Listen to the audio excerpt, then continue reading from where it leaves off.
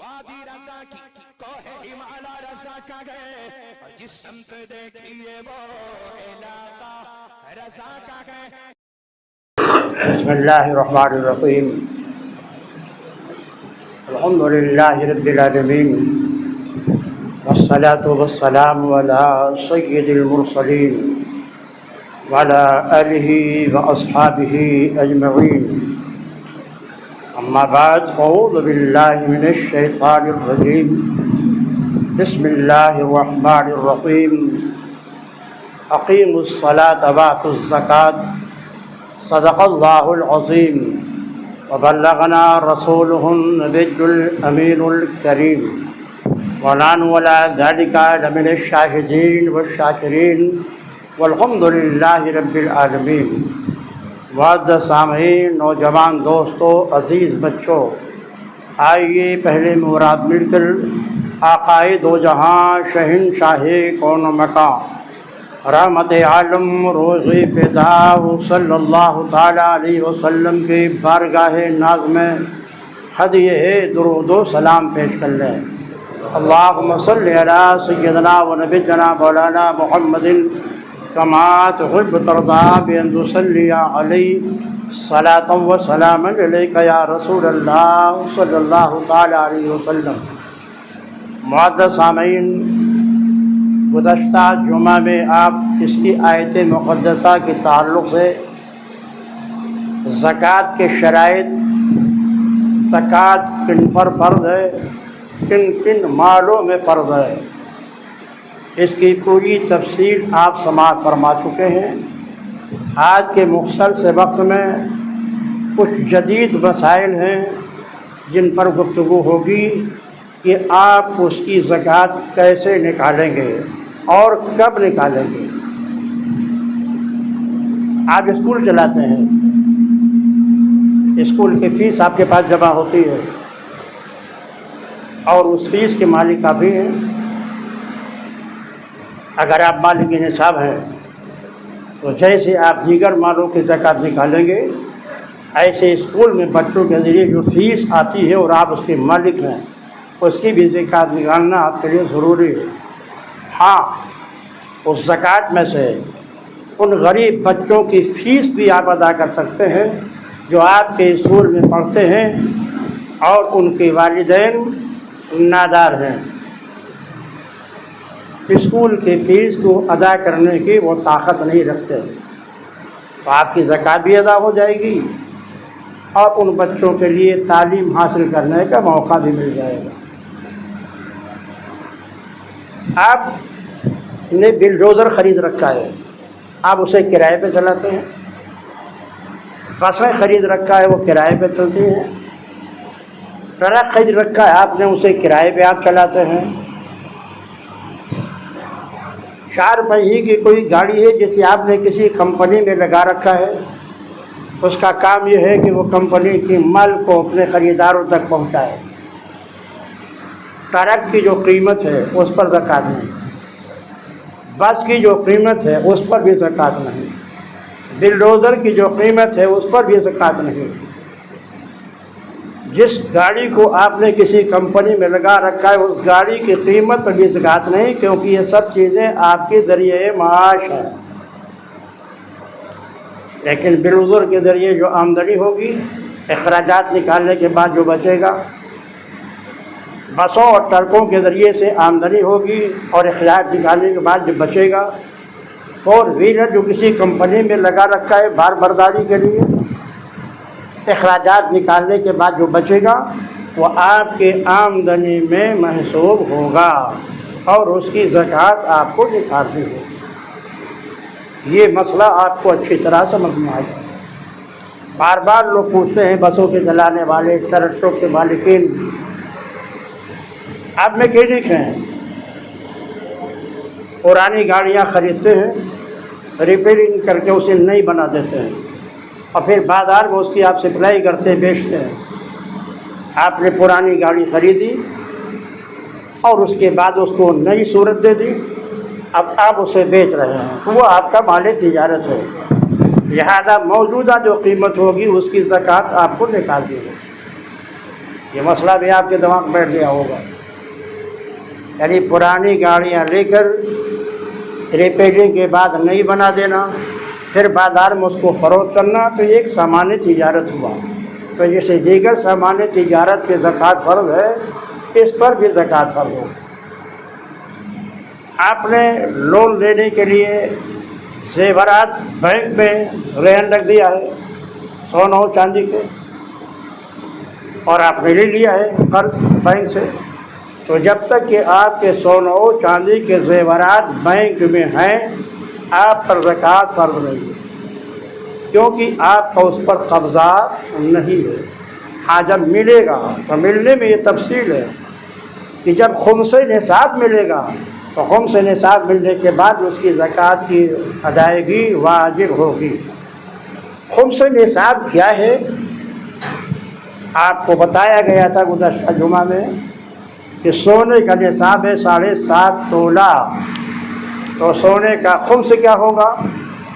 1.5 تولہ۔ چاندی کا نصاب ہے 52.5 تولہ، تو چاندی کا خمس کیا ہوگا؟ 10.5 تولہ۔ یعنی اگر آپ نے کسی کو قرض دے رکھا ہے تو وہ قرض چونکہ آپ ہی کا ہے، وہ آپ ہی کا مال ہے، اور جسے قرض دیا ہے وہ انکار بھی نہیں کرتا، اس لیے اس کی زکوٰۃ آپ پر فرض تو ہے، مگر اس کی ادائیگی کب واجب ہوگی؟ جب اتنا پیسہ آپ کو مل جائے جو خمس نصاب کو پہنچ جاتا ہو، تو اس کی زکوٰۃ آپ پر فرض ہو۔ معزز سامعین، بڑے بڑے شہروں میں، اور اب تو الہ آباد میں بھی ہو گیا ہے کہ اگر آپ مشہور مارکیٹ میں کوئی دکان خریدنا چاہتے ہیں، چوک میں لینا چاہیں، سول لائن میں لینا چاہیں، تو دکان خریدتے کے وقت یا مکان خریدنے کے وقت ایک مخصوص رقم مالک مکان اور دکان کا مالک آپ سے طلب کرتا ہے۔ اگر آپ مکان لینا چاہتے ہیں تو پگڑی کے طور پر آپ کو 50 لاکھ روپیہ پہلے جمع کرنا پڑے گا۔ آپ دکان لینا چاہتے ہیں کرائے پر، تو ضمانت کے طور پر پہلے ہی آپ کو 1 لاکھ 2 لاکھ جیسی ویلو ہو مارکیٹ کی، بطور ضمانت وہ جمع کرایا جاتا ہے۔ دیکھیے، پگڑی اور زر ضمانت کا فرق پہلے آپ سمجھ لیں۔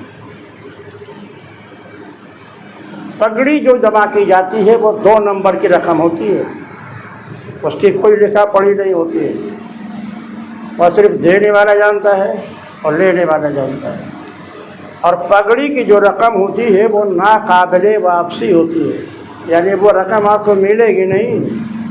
ہاں، آپ کو یہ اختیار مل جاتا ہے کہ اگر آپ اس مکان میں نہ رہنا چاہیں، آپ اس دکان کو نہ کرنا چاہیں، تو آپ دوسرے سے بیچ سکتے ہیں۔ یہ ہے پگڑی کا مفہوم۔ مگر اس میں بھی جو مکان کا مالک ہوتا ہے یا دکان کا مالک ہوتا ہے، کچھ معاہدہ ہوتا ہے۔ معاہدے میں طے ہوتا ہے کہ اگر آپ اس کو کسی دوسرے کے ہاتھ بیچنا چاہیں گے تو آپ کو بیچنے کا اختیار ہوگا، مگر اتنا % مجھے بھی دینا پڑے گا، یہ لکھت ہوتا ہے بمبئی وغیرہ میں، کلکتہ وغیرہ میں۔ یعنی اس کو ٹرانسفر کے نام پر جو بلڈر ہوتا ہے وہ کچھ پیسے لیتا ہے، اور آپ کو یہ حق ہے کہ اگر آپ نے 50 لاکھ میں لیا تو آپ 1 کروڑ میں بیچ دیجیے، اس سے اس کو کوئی مطلب نہیں ہے، جتنے بھی آپ چاہے بیچیں، کیونکہ اب آپ کو اختیار مل گیا تھا، اس کو مالک بنا دیا گیا تھا۔ تو پگڑی وہ رقم ہے جو ناقابل واپسی ہوتی ہے، وہ آپ کو کبھی ملے گی نہیں۔ آپ کو یہ حق ہے کہ پگڑی دے کر اگر دکان یا مکان لیا ہے آپ نے، اور آپ خود اس دکان مکان کو بیچنا چاہتے ہیں، تو آپ کو بیچنے کا اختیار ہے۔ پگڑی کی جو رقم ہوتی ہے یہ مکان اور دکان کا مالک لیتا ہے، یہ اس کا مالک ہے، لہذا اس کی زکوٰۃ وہی ادا کرے گا، کرایہ دار نہیں ادا کرے گا، کیونکہ وہ اس کی ملکیت ہے، اسے پورا تصرف کرے گا۔ تو پگڑی کے مفہوم کو اچھی طرح سمجھ لیجیے کہ پگڑی کی زکوٰۃ جو دکان کا مالک ہے ثابت، یا مکان کا جو ثابت مالک ہے، کیونکہ اسے اس میں تصرف کا پورا اختیار ہے، اس کی ملکیت ہے وہ، لہذا اب اس کی زکوٰۃ وہی دے گا۔ اب یہ الگ بات ہے کہ پگڑی جائز ہے کہ ناجائز ہے، یہ ایک علمی مسئلہ ہے۔ اس لیے علماء نے ارشاد فرمایا کہ یہ پگڑی ناجائز ہے کیونکہ یہ 2 نمبر کی رقم ہوتی ہے اور اسے چھپا کر کے حکومت سے دیا جاتا ہے۔ تو اس کے جواز وقت میں جواز کی گفتگو نہیں، گفتگو یہاں مسئلہ زکوٰۃ کی ہے کہ اگر آپ نے وہ دے دیا ہے مکان مالک کو تو اب اس کا مالک وہ ہے، لہذا وہی اس کی زکوٰۃ دے گا۔ اور ایک ہے زر ضمانت، آپ دکان لینا چاہتے ہیں 16 مارچ کی لے کر یہاں سے وہاں کہیں تک، تو آپ کو زر ضمانت جمع کرنی پڑے گی۔ 1,50,000 روپے عام طور سے چل رہا ہے اس طرح، مگر وہ زر ضمانت اگر آپ دکان چھوڑنا چاہیں گے تو جس دن آپ چھوڑیں گے اس دن وہ پیسہ آپ کو واپس مل جائے گا۔ یہ ہے زر ضمانت، یعنی ضمانت کے طور پر کسی مکان یا دکان کے لیے جو پیسہ آپ نے جمع کیا ہے اس کے مالک آپ ہی ہیں، اس لیے اس کی زکوٰۃ آپ ہی پر فرض ہوگی دیگر نصاب کے ساتھ۔ یہ اور بات ہے کہ ادائیگی اس وقت واجب ہوگی جب کم سے کم اس میں سے خمس نصاب آپ کو مل جائے، لیکن جب ملے گا تو زکوٰۃ ادا کرنی پڑے گی۔ LIC میں آپ نے کوئی رقم جمع کر رکھا ہے، FD میں آپ نے کوئی رقم جمع کر رکھا ہے، بینک میں کوئی رقم فکس کر رکھی ہے آپ نے، اس کا ایک معاہدہ ہوتا ہے بینک کا بھی آپ سے کہ ہم 13 مہینے میں اتنا دیں گے، 3 مہینے میں اتنا، 3 سال میں اتنا دیں گے، 6 سال میں اتنا دیں گے۔ تو جو اصل رقم آپ کی ہے وہ چاہے FD ہو، چاہے لائف انشورنس ہو، چاہے شیئر بازار میں آپ نے لگا رکھا ہو، جو اصل رقم ہے اس پر زکوٰۃ ہر سال واجب ہوتی رہے گی، اور بہتر یہی ہے کہ اس کی زکوٰۃ آپ نکالتے رہیں، کیونکہ زندگی کا کوئی بھروسہ نہیں ہے، خدا جانے موت کا فرشتہ کب چلا ہے اور وہ کب کے کر کے چلا جائے۔ LIC آپ نے کروایا، آپ کے اولاد اسے لے لے گی، اسے کیا معلوم کہ میرے والد نے زکوٰۃ دی ہے کہ نہیں دی ہے۔ FD آپ نے کرائے، آپ کے وارثین لے لیں گے، پھر ڈپازٹ آپ نے کرائے، وارثین لے لیں گے، گناہ آپ کے ساتھ گیا، مال دوسروں کے قبضے میں چلا گیا۔ اس لیے یہی بہتر ہے کہ ہر آدمی کو معلوم رہتا ہے کہ لائف انشورنس میں میں ہر مہینہ کتنا جمع کرتا ہوں اور کتنا جمع کر چکا ہوں، باضابطہ اس کی رسید ملتی ہے۔ یہی حال ہے FD کا بھی، پھر ڈپازٹ کا بھی، کہ آپ کو معلوم رہتا ہے کہ ہم نے اتنی رقم کی FD کرائی ہے۔ تو بہتری یہی ہے کہ سال بسال جب زکوٰۃ نکالیں تو اس کی بھی زکوٰۃ نکالتے رہیں، تاکہ اگر اچانک آپ کا انتقال ہو جائے تو اللہ کے ہاں آپ ماخوذ نہ ہوں۔ معزز سامعین، کچھ ایسے جدید امور ہیں، شیئر بازاری ہے، تو شیئر کی خریداری جائز ہے کہ نہیں یہ ایک الگ مسئلہ ہے۔ مبارک پور میں مجلس شرعی میں یہ فیصلہ ہو چکا ہے، اور سے لوگ شیئر خریدتے ہیں اور نقصان بھی خوب اٹھاتے ہیں، کبھی کبھی فائدہ بھی مل جاتا ہے۔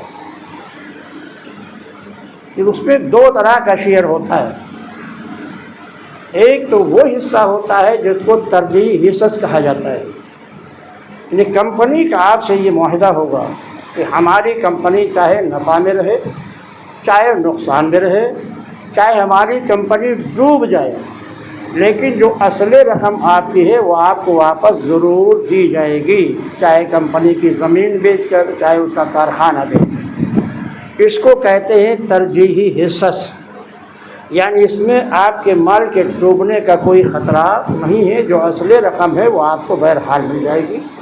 یہ شیئر کی خریداری جائز ہے۔ لیکن جو وہ شیئر ہوتا ہے، نفع ہے تو سارے ہولڈر کو ملے گا، نقصان ہے تو سارے ہولڈروں میں تقسیم ہوگا، یہ شیئر میں اصل پیسہ بھی ڈوبنے کا خطرہ ہے، لہذا اس میں شیئر کی خریداری جائز نہیں ہے۔ لیکن اگر کسی نے شیئر خرید ہی لیا، چاہے ترجیح حصص ہو اور چاہے مساواتی حصص ہو، تو جتنا پیسہ اس نے شیئر کی خریداری میں اپنا اصل رقم لگایا ہے اس کی زکوٰۃ بھی ہر سال اس پر فرض ہوتی رہے گی۔ آسانی اسی میں ہے کہ وہ ہر سال اس کی زکوٰۃ بھی ادا کرتا رہے۔ معزز سامعین، ڈیری والے قیمتی بھینسیں خریدتے ہیں، قیمتی گائے خرید کے لاتے ہیں۔ اس گائے اس بھینس کا تجارت مقصود نہیں ہوتا ہے، اس سے دودھ حاصل کرنا مقصود ہوتا ہے۔ تو جو لوگ اس طرح ہیں، جو ڈیری کا کاروبار کرتے ہیں، قیمتی بھینسیں لاتے ہیں اور دودھ، اب وہ الگ چیز ہے کہ دودھ میں پانی ملانا جائز ہے کہ نہیں، وہ ایک الگ بحث ہے، ایک فریب ہے، دھوکہ ہے، اس لیے یہ جائز ہے۔ آپ خالی دودھ دے کر گرا سے گرا قیمت لیجیے، آپ کو استحق ہے کیونکہ دودھ کا مالک ہے، لیکن دودھ میں پانی ملا کر کے آپ کا یہ خالص دودھ ہے تو یہ فریب ہے، دھوکہ ہے، یہ جائز ہے۔ یہ تو دودھ کے خرید و فروخت کی بات ہے۔ لیکن جو یہ بتانا چاہتا ہوں کہ آپ نے جو بھینسوں کو خریدا تجارت کے لیے نہیں، دودھ حاصل کرنے کے لیے، ظاہر ہے اس کا سارا چارہ آپ بازار سے خریدتے ہیں، اس کے سارے اخراجات آپ خود برداشت کرتے ہیں، تو چاہے وہ بھینسیں اور وہ گائیں لاکھوں کی ہوں، کروڑوں کی ہوں، ان کی قیمت پر زکوٰۃ نہیں ہے۔ جو دودھ کا کاروبار، کیونکہ وہ آپ کا ذریعہ معاش ہے، ہاں جو دودھ کا کاروبار آپ کر رہے ہیں، سارے اخراجات کے نکالنے کے بعد جو بچے گا وہ آپ کی آمدنی ہوگی، لہذا اس کی زکوٰۃ آپ کو فرض ہوگی، اس کا نکالنا ضروری ہے۔ معزز سامعین، کچھ لوگ پولٹری فارم کا کام کرتے ہیں، یہ بڑا اہم مسئلہ ہے۔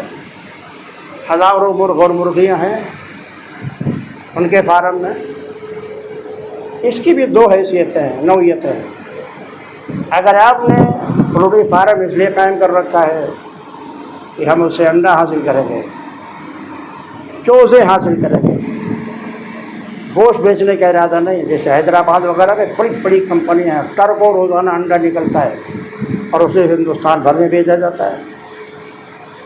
خالی انڈا حاصل کرنا مقصود ہے یا چوزہ، چھوٹے چھوٹے بچے بٹھا کر حاصل کرنا مقصود ہے؟ وہ جتنی بھی مرغیاں آپ نے اس مقصد کے لیے رکھا ہے، خواہ وہ کتنی ہی قیمت کی ہوں، زکوٰۃ ان پر نہیں ہے، کیونکہ وہ خود مال تجارت نہیں ہے، مال تجارت کا ذریعہ ہے۔ یہ انڈا بیچنے کے بعد، چوزہ بیچنے کے بعد جو منفعت آپ کو حاصل ہوگی وہ آپ کے آمدنی میں محسوس ہوگا، اسی زکوٰۃ آپ کو نکالنے کی۔ اور اگر آپ پولٹری فارم میں اسی لیے مرغ رکھے ہوئے ہیں، چھوٹے چھوٹے مرغ لائے اس کو کھلاتے ہیں، ایک سال میں اتنے کلو کا ہو جائے، ایک مہینے میں اتنے کلو کا ہو جائے گا، 2 مہینے میں اتنے کلو کا ہو جائے گا، 3 مہینے میں اتنے کلو کا ہو جائے گا، پھر آپ اس کے گوشت کو فروخت کرتے ہیں، اب ظاہر ہے وہ آپ کا ذریعہ تجارت ہے، لہٰذا اس کے ذریعے جو منفعت آپ کو حاصل ہوگی اس کی زکوٰۃ آپ کو دینی پڑے گی۔ معزز سامعین، زکوٰۃ کن کو دے سکتے ہیں بہت تفصیل سے ہم بتا چکے ہیں۔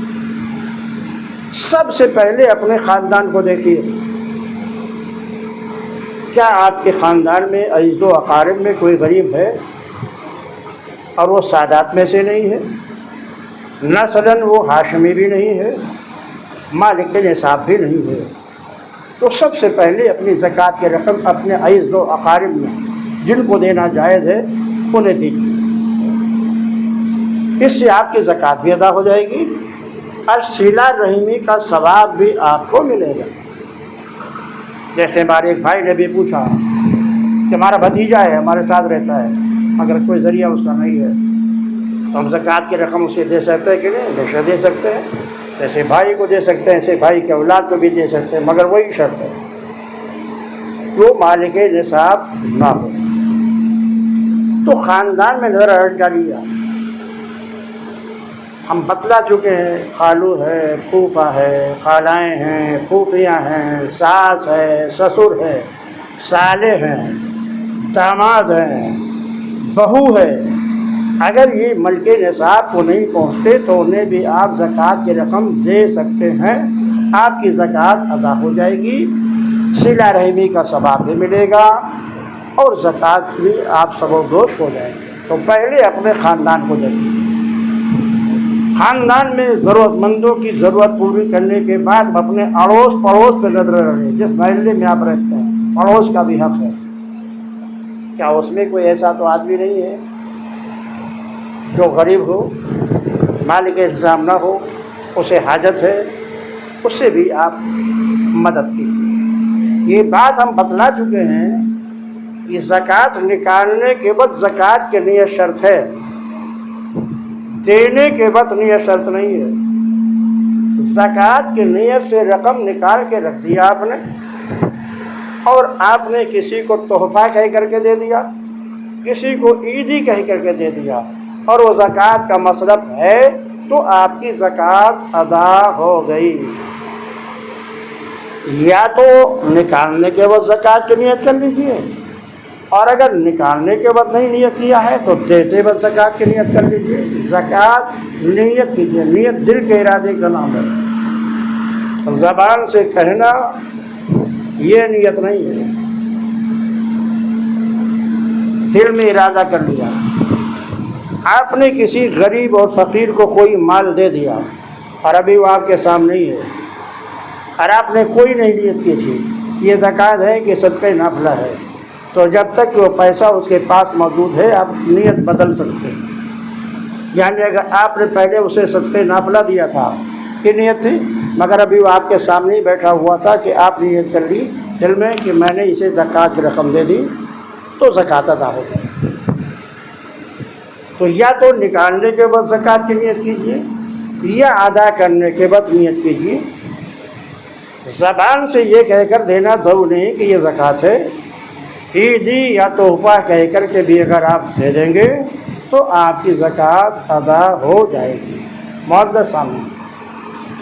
لیکن اگر زکوٰۃ آپ کسی مدرسے میں جمع کر رہے ہیں، یا زکوٰۃ کسی تنظیم کو آپ دے رہے ہیں، بہت سی فلاحی تنظیمیں ہیں تو زکوٰۃ کی رقم جمع کرتے ہیں، غریبوں کے یتیموں کی شادیاں وغیرہ کراتے ہیں، تو کسی تنظیم کو اگر دینا ہے، کسی انجمن کو اگر دینا ہے، کسی مدرسے میں اگر دینا ہے، تو آپ زکوٰۃ لکھوائیے کہ یہ زکوٰۃ کی رقم ہے، تاکہ وہ تنظیم کا جو سربراہ ہے، یا اس کمیٹی کا جو ذمہ دار ہے، یا مدرسے کا جو ناظم اعلیٰ ہے، وہ زکوٰۃ کی رقموں کی پہلے ہیلے شریک رہے، تاکہ آپ کی زکوٰۃ ادا ہو جائے۔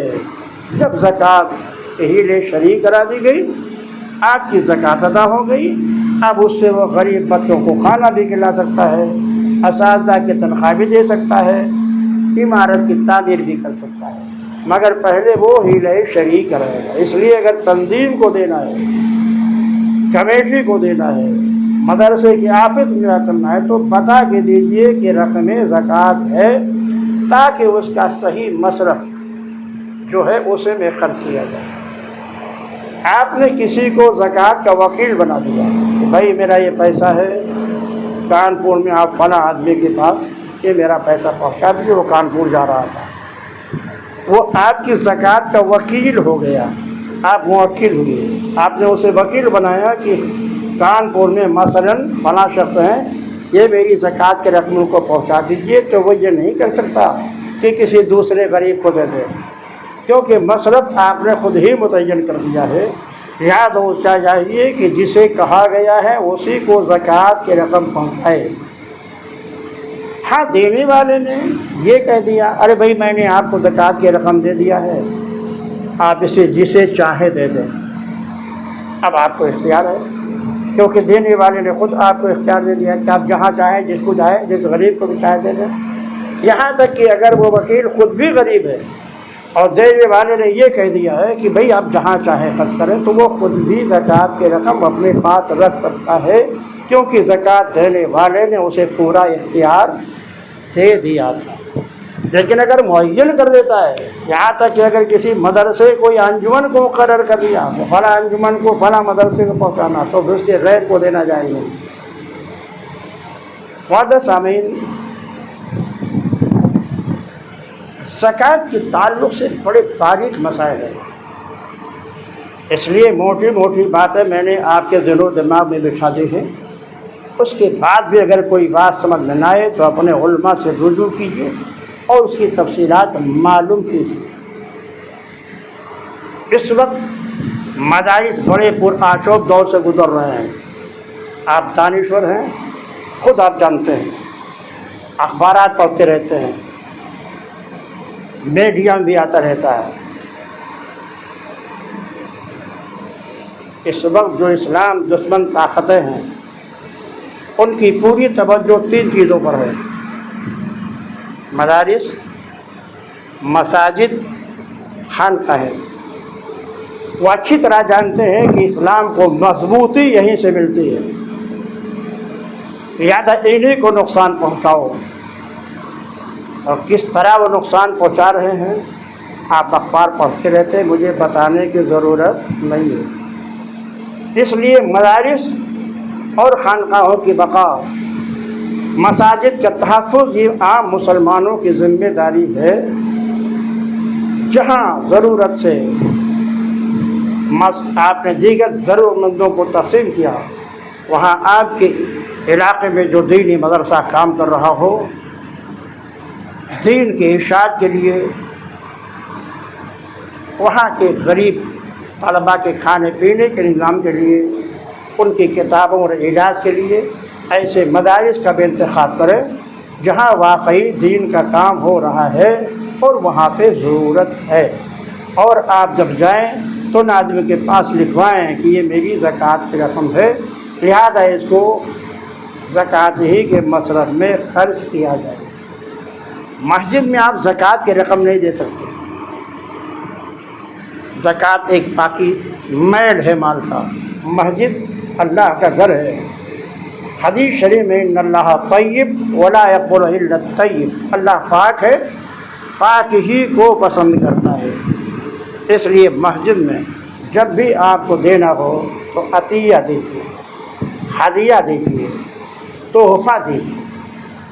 مسجد کا امام ہے، آپ اس کی مالی حالت سے واقف ہیں۔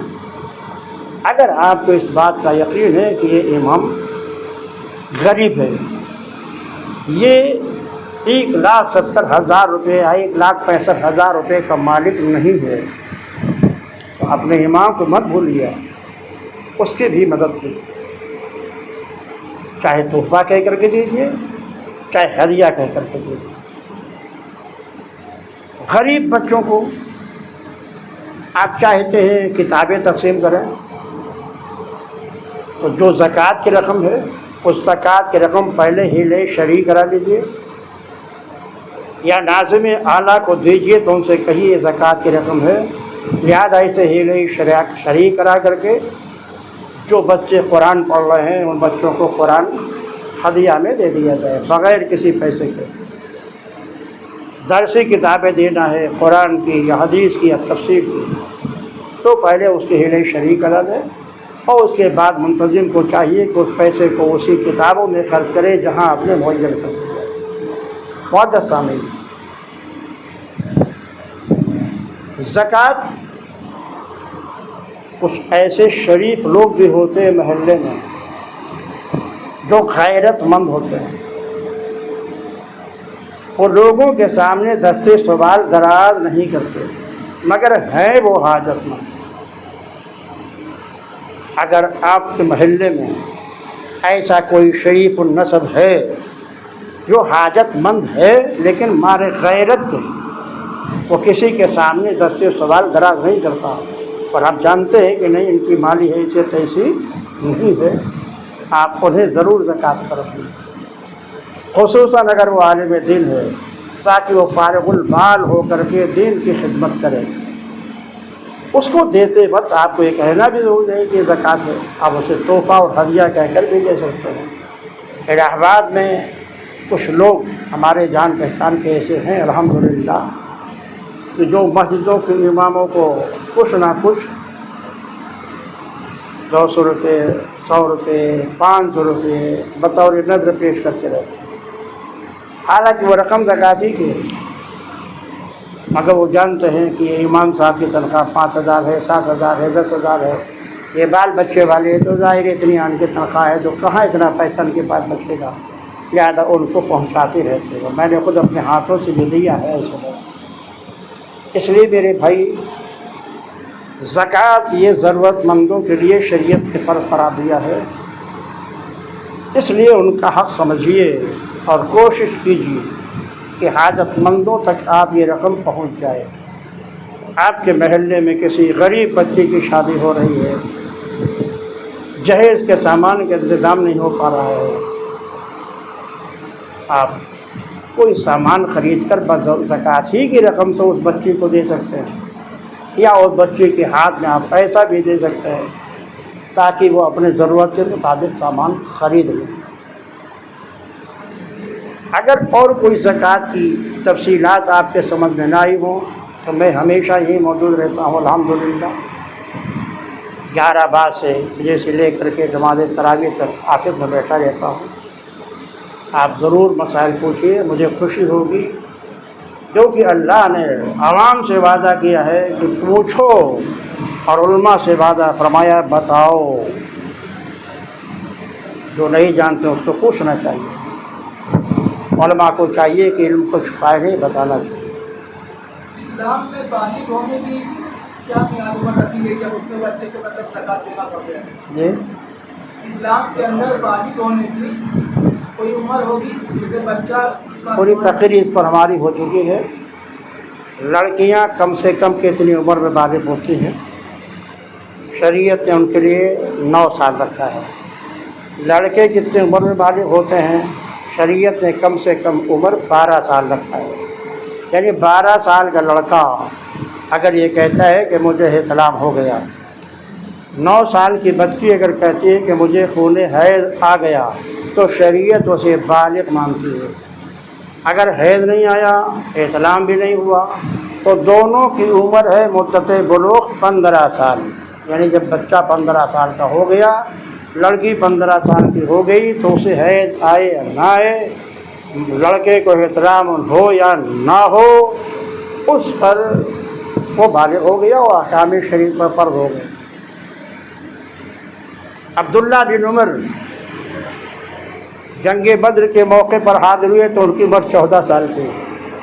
حضور نے فرمایا نہیں، ابھی تم جہاد کے عمر کو نہیں پہنچو، جاؤ بیٹھو۔ لیکن جنگ بدر میں نہیں شریک ہو پائے، مگر جنگ احد میں آئے تو 15 سال کے ہو چکے تھے، مجاہدین میں آپ کا نام لکھا گیا۔ اسی حدیث سے استدلال کیا گیا ہے کہ بلوغ کی عمر زیادہ سے زیادہ 15 سال۔ وقت ہو رہا ہے، اس لیے آپ حضرات نماز نہ فرما لیں۔ اس بات کا خیال رکھیں، یہ جمعۃ الوداع ہے، ہو سکتا ہے کہ چاند 30 کا ہو تو آگے جمعہ پھر جمعۃ الوداع ہوگا۔ وداع کے معنی ہوتے ہیں رخصتی کا پیغام۔ آپ سن چکے وہ صدی سے پاکوں کی جب جمعہ آتا ہے تو ایک ہر لمحے میں جمعے کی رات یا جمعہ کا دن ہوتا ہے تو 10 لاکھ جہنمی جہنم سے آزاد ہوتے ہیں۔ اب ظاہر ہے یہ مقدس جمعہ پھر رمضان میں ملتا ہے کہ نہیں ملتا، اور یہ رخصت ہونے کا پیغام لیتا ہے، اس لیے اس کو جمعۃ الوداع کہتے ہیں۔ 29 تاریخ کو آپ حضرات سے گزارش ہے سبھی لوگ چاند دیکھنے کی کوشش کریں، خالی قاضی ہی پر بھروسہ مت کریں، پریشانی لاحق ہو جاتی ہے۔ اور پھر اس چاند کا دیکھنا واجب بھی ہے، ایک عبادت ہے، عبادت سمجھ کر کے آپ چاند دیکھیں۔ اور اگر کسی کو چاند کی تصدیق 29 کو ہو جائے دیکھ لیں آنکھوں سے، تو اس کی واجب اور ذمہ داری بنتی ہے کہ وہ قاضی اسلام کے پاس حاضر ہو کر شہادت دے کہ میں نے اپنی آنکھوں سے شوال کا چاند دیکھا ہے، تاکہ اعلان کیا جا سکے۔ اس لیے اعلان بھی، یہ بات بھی دماغ میں رکھیے جن حضرات کے سنت باتیں وضع